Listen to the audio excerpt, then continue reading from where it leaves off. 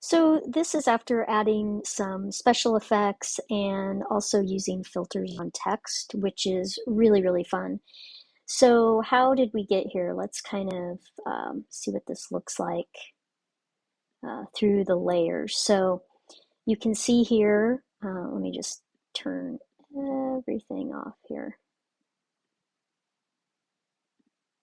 Okay, so originally what we had when we were on the last video is we had Harney and we had the background. And so what I've done since is I went in and I added a new layer. And remember to turn this on. When you're on a layer, you have to go up to layer, new layer fill and gradient, and it will give you this. Now, the other thing I did is when you normally do a gradient, it sets to, I want you to notice that it says hard mix here and fill 88%. When you make your first gradient, it's normal, and let's see, the fill is 100%. Let me get this back up to normal. So this is what this gradient looked like normally, and because I'm on the little box here, this is what I did to the gradient, so you can kind of see that I wanted to create this spotlight effect here.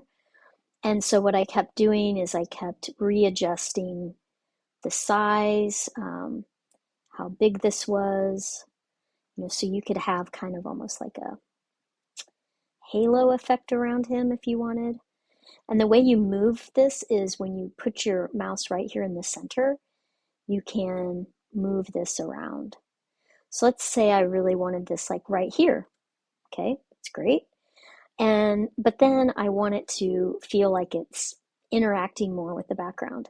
Well, what's great is you can be on this layer and then you can play around with how does it blend.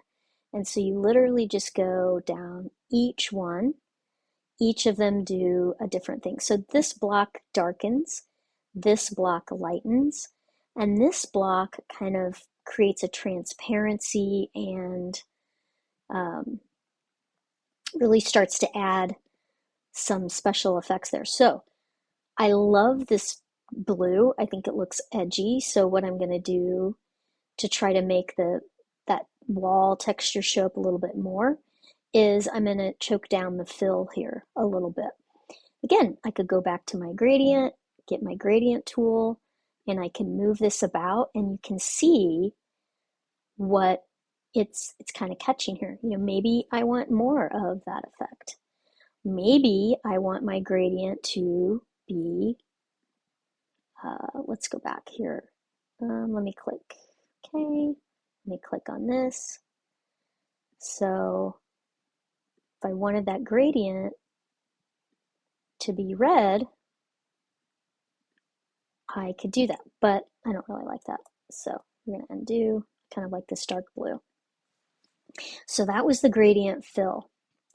Then I went in and I started playing around with the lightning brush.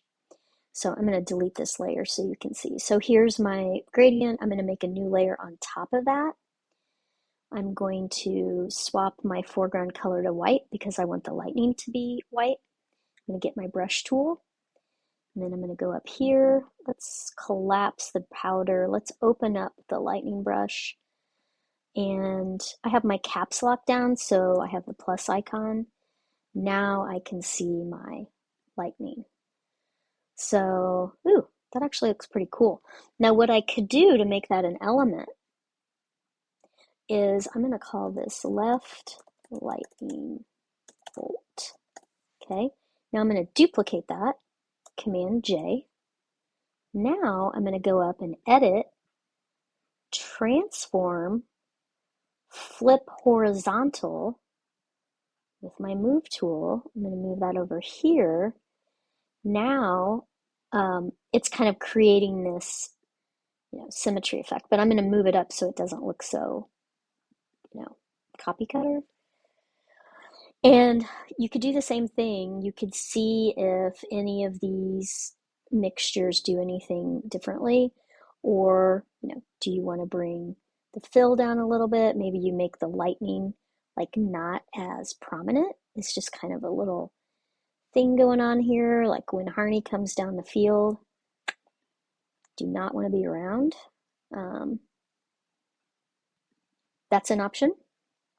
Okay, so here is powder. And it's underneath Harney, so you can see it's here. Okay, and if I drug it above Harney, it would be above him. Now, the cool thing, let's say I wanted to create a mask, and I'm going to get my black brush. Oh, let's do this with a regular brush. Let's go to general. Okay, my Loom video thing is like cramping my style here, guys. Really is. Okay, let's go to window, brushes. Where are you? There you are. Now I can go and where's it at? Where's it at? Append default. So now it's going to kind of get rid of my, at least it should. Ah, oh, here we go. General brushes, soft. So now I can kind of erase those and make this smoke bubble around him, which is kind of cool. Then I could also have this, but you know, honestly, I'm going to undo.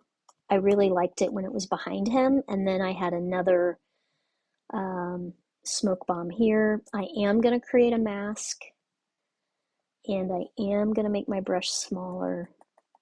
And I really want the brush hardness to be at 0 so that when I click, it kind of fades that out. And I did play around with the different mixtures, or I'm sorry, the different way it blended. Overlay obviously doesn't work. Some of these you honestly can't tell a difference. Let me take the fill down a little bit here. Obviously that's not good. I may just have to leave it here. We'll see. Okay, let's leave it there. Then, I don't think that was anything, so I'm going to delete that layer. Then I thought, you know, this powder looks great, but what happens if I put another gradient on it? And I, just so you can see it, this is the gradient. It's blue to clear. And again, I just kind of played around with how much blue came up through here. And then instead of a normal gradient, which just looks kind of flat and not interesting, I again went up to the blending mode and I tried these different effects.